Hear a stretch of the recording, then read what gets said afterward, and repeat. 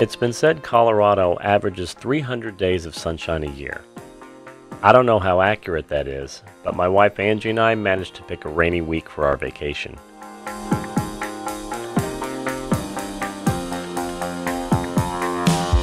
Looking for a break from the triple-digit heat back home in Texas, we set off for a 5-day adventure in scenic Colorado Springs.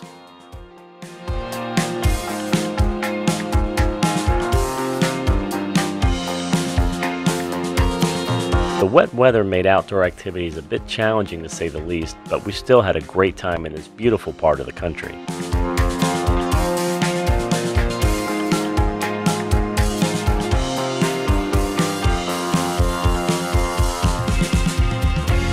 So sit back, relax, and let me show you what we managed to capture between raindrops. I'm Mike Galgano, and we're calling this one Rain in the Rockies.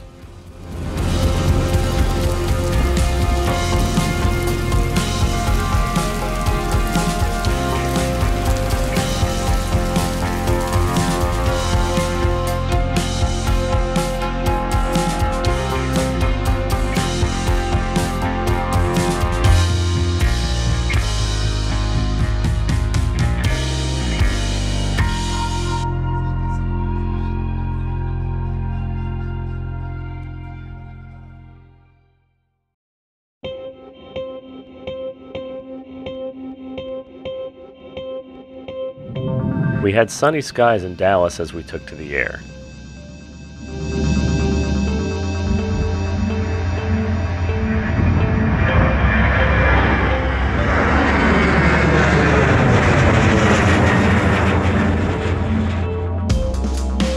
The terrain was pretty flat and uninteresting for most of the flight, but once we descended into Colorado Springs, we couldn't help but be captivated by the magnificent Rockies in the distance.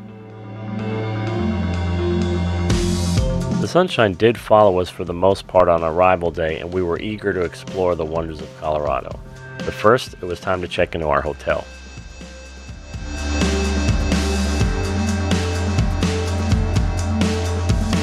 Our home away from home for this trip was the Drury Inn on Interquest Parkway right off of I-25. The hotel was clean and comfortable and really in an awesome location. We could see the mountains in the distance right from our 5th floor window. Even if you don't score a mountain view room, step outside and you'll be greeted by the grandeur of the Rockies, including Pikes Peak, right there visible from the parking lot. At this point we were getting kind of hungry, so it was time to find some place for lunch. We didn't need to go very far because a 5-minute walk right behind the hotel was the Colorado Mountain Brewery. It was the first of many great meals we had while in Colorado Springs.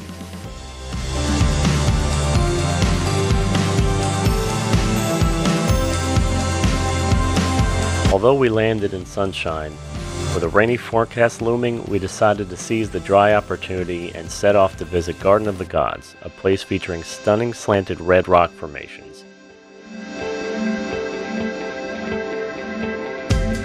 Parking was tight at the main lot, so we decided to drive through the park first, taking in the breathtaking sights from the comfort of our car.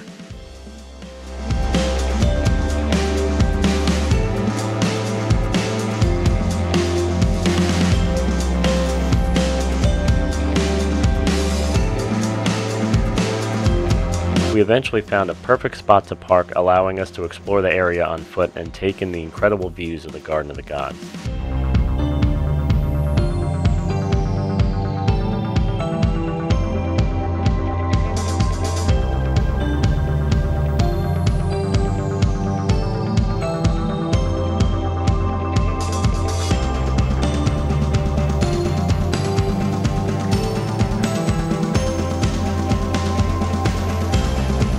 We wandered along the well-maintained walking trails surrounded by these towering stone monoliths.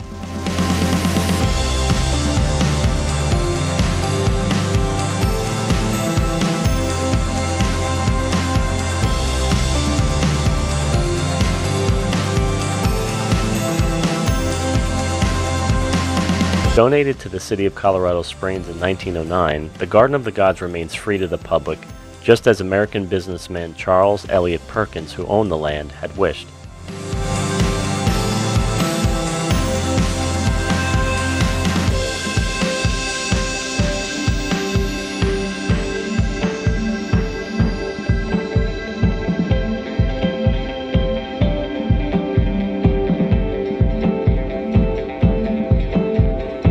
As the day drew to a close, we headed back to the hotel in time to enjoy their complimentary evening refreshments. Weary from our travel day, we settled in early to get a good night's rest for the next day's activities.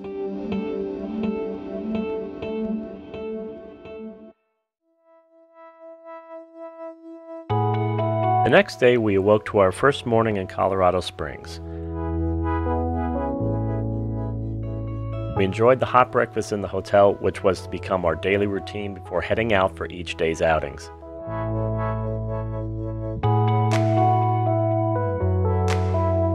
Nothing like a meal with a view. Our destination for the day was the scenic Broadmoor 7 Falls. However, the journey there took an unexpected detour.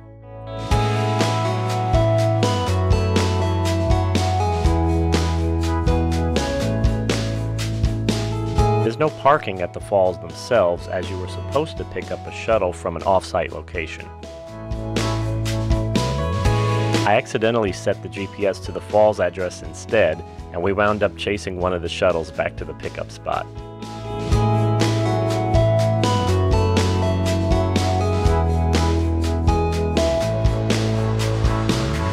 As we waited for the next shuttle back to the falls, the skies opened up, and we sought shelter in our rental car until the passing storm subsided.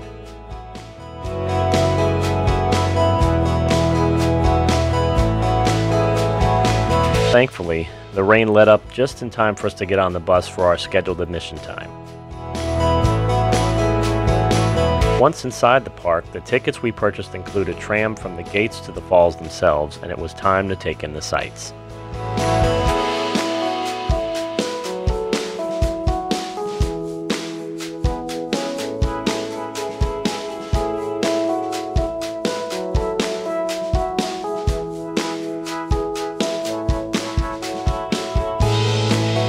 We spent some time exploring the lower part of the falls, captivated by the rushing waters and natural beauty.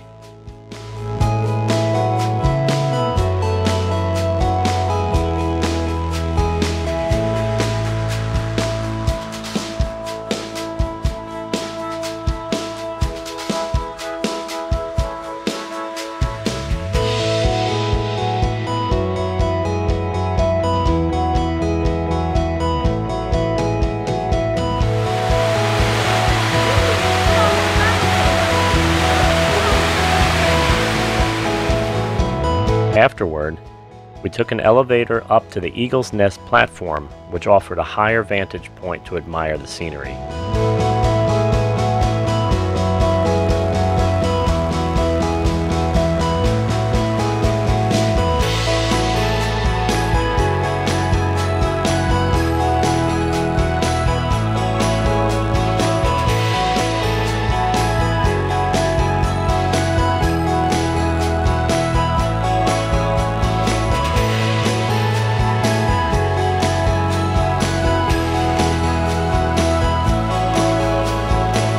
Throughout our visit to the park, the fickle weather kept shifting, alternating between sunshine and drizzle, but that didn't stop us from seeing what there was to see.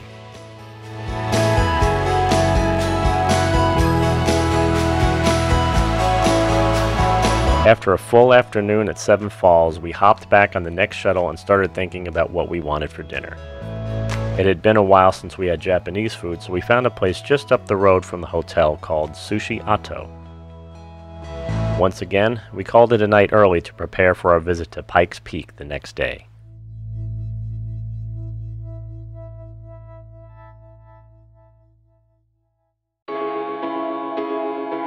Monday mornings are usually nothing to be enthusiastic about, but hey, we were on vacation. And that day was the part of our trip we had been looking forward to the most, riding the famous cog train up to the summit of America's mountain, Pikes Peak. For that, we made our way to nearby Manitou Springs.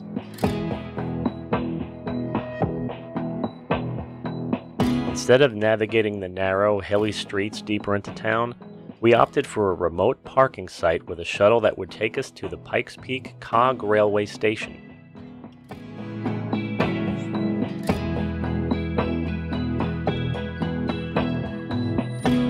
As we arrived at the station, it was another rainy day, but soon enough the clouds gave way to sun, at least for the time being, as we boarded the train.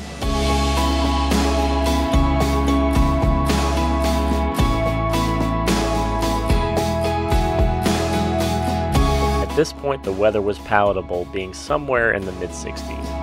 However, we were about to rise several thousand feet in elevation. The sign at the station alerted us to current conditions at the top of Pikes Peak, a brisk 21 degrees Fahrenheit with a wind chill of 12 and 4 inches of snow on the ground.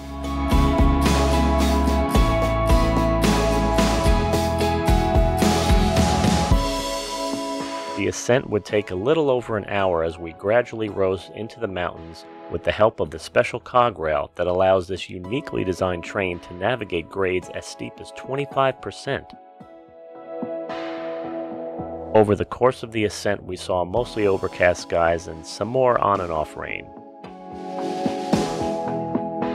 As we neared the top, it cleared up a bit, and it looked like there was at least a chance we'd have some favorable conditions as we were getting closer to the train platform. Maybe we're going to have some sunny skies after all.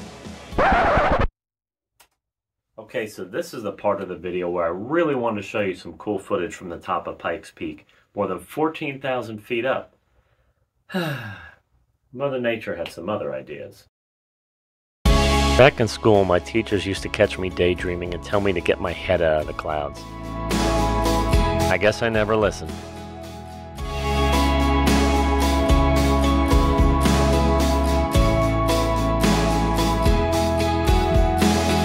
Speaking of not listening, I foolishly ignored the warnings to stay hydrated, and after a few minutes of walking around at this extreme elevation, I suddenly began to feel the effects of altitude sickness.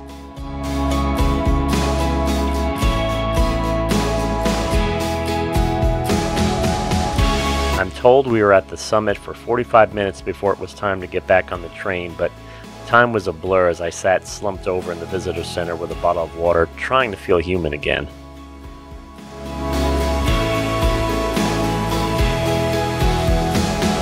Luckily, after we started our trip back down the mountain, I was right as rain. Maybe that was a bad choice of words.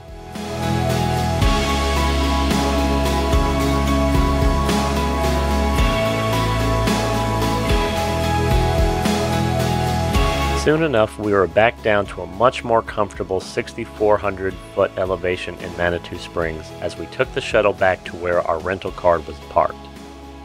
Time for some dinner. Pizza sounded good, and between Yelp and Google Maps, we wound up at Joey's. Mind you, I'm originally from New York and of Italian descent, so I tend to be a pizza snob. Maybe it was some residual effects of the altitude sickness feeding my carb cravings, but I have to say it was pretty tasty.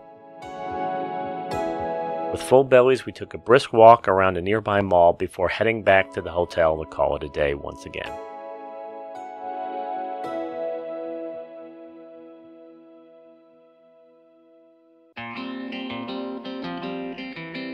Tuesday morning, we awoke yet again to cloudy skies.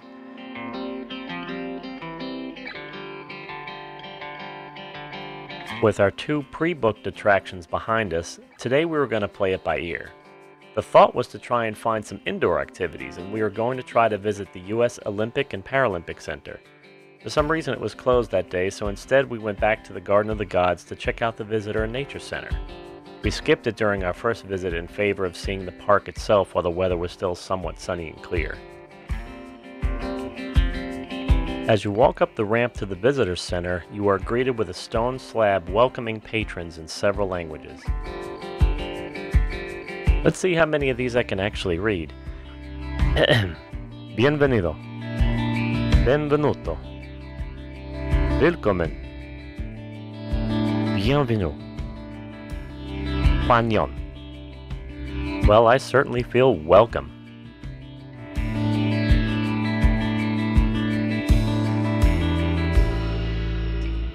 The Visitor Center has a lot of interesting and educational exhibits that provide information about the Garden of the Gods and the surrounding area. There are several different types of rock found in the amazing formations of the park and the Rocky Mountains themselves. Pike's Peak, named after U.S. Army Lieutenant Zebulon Montgomery Pike, contains a lot of granite. Apparently, he and his men attempted to climb his future namesake but never made it. Seeing as how they went in late November, I'm guessing the weather wasn't much kinder than it was to us.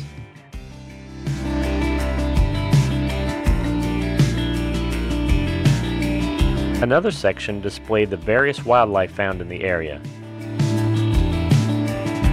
While we saw deer here and there, we didn't encounter anything more exotic during our trip.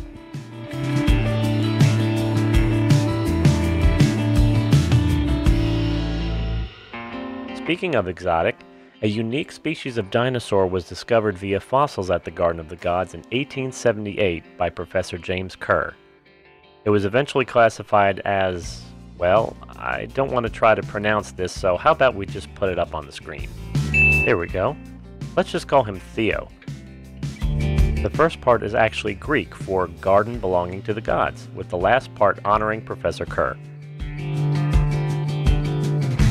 After watching an educational film about the geographical formation of the garden's iconic red rock formations, we ventured out to the terrace for a panoramic view of the park before heading out.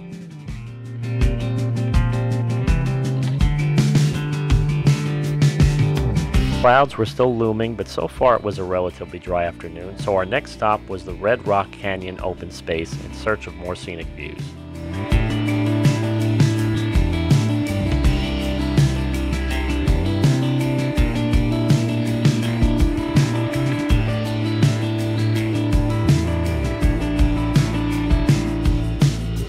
The terrain was a bit hilly, but the trails were wide and well maintained, so it was not too challenging of a hike.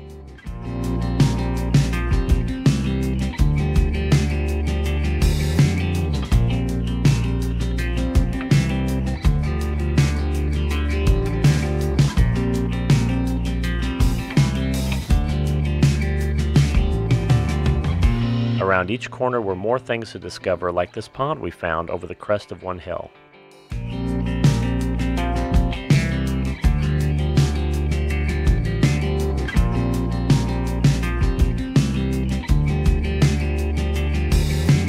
It seemed like a few more miles of trails lay ahead of us.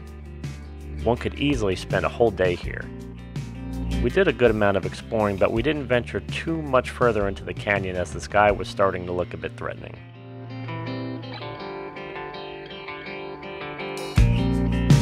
As our last full day in Colorado Springs was starting to wind down, it was time once again to find a place for dinner.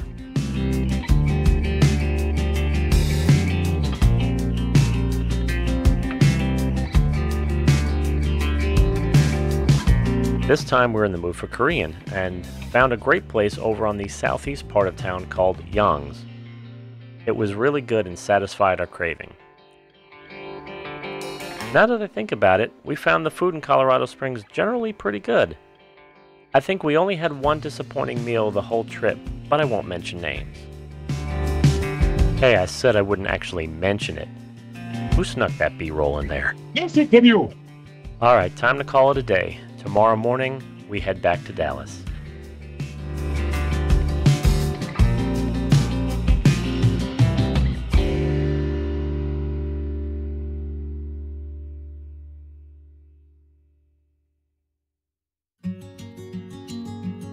And wouldn't you know it, the day we were leaving town, we finally got some sunshine.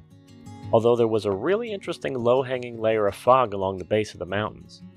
It was the morning golden hour from a photography standpoint, so breakfast had to wait, since these gorgeous lighting conditions would not. I managed to get some decent photos of the Rockies in sunlight for a change before joining Angie for one last breakfast buffet at the hotel.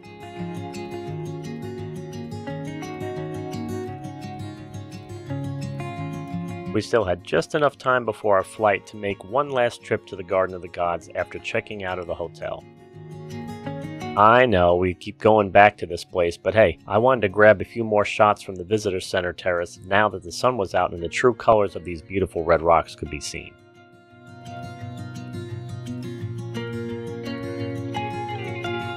Saying farewell to the Rockies, it was time to catch our flight. Now, we're used to fairly large airports like DFW with a dizzying array of crisscrossing roadways as you get close to the facility. Facing east looked relatively flat, and we turned off the main road onto what looked like one of our rural farm highways back home.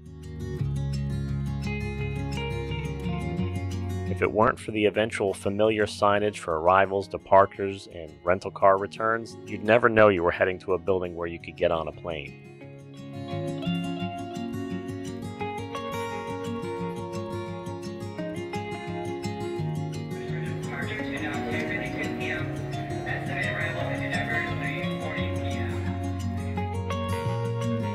So, the weather literally put a damper on our trip to Colorado Springs, but it was still a beautiful city to see. The cooler temperatures and majestic mountain backdrop were a stark contrast to what we experienced at home. And speaking of home, there's Dallas there in the distance.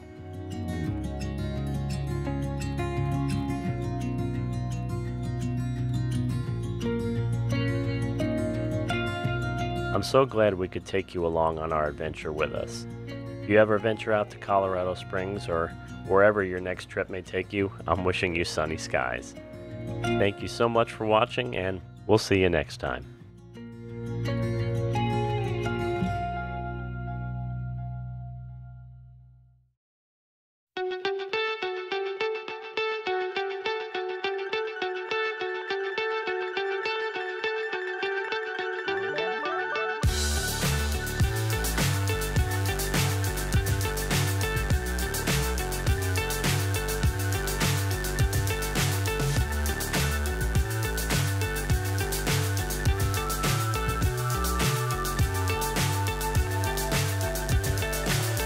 So high I'm hypnotized.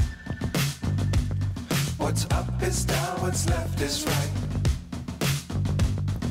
Chasing stars and holding you. I can't see the end, but we'll see it through.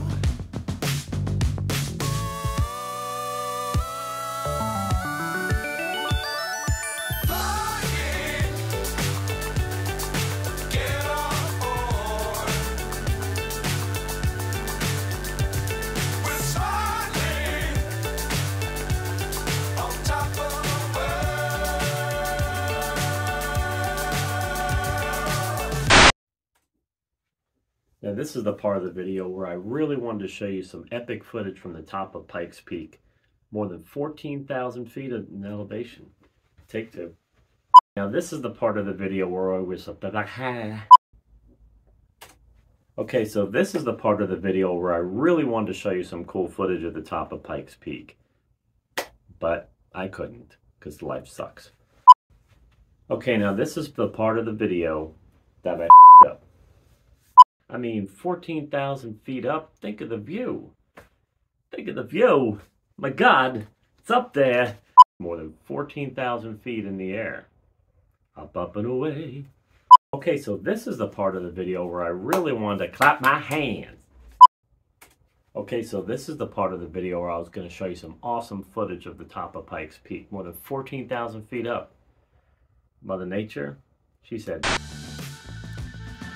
Dangerous times, don't fly too high. Be sure to keep the ground in sight. Fly forever if you keep it tight. Love the world, but keep the sky on your mind.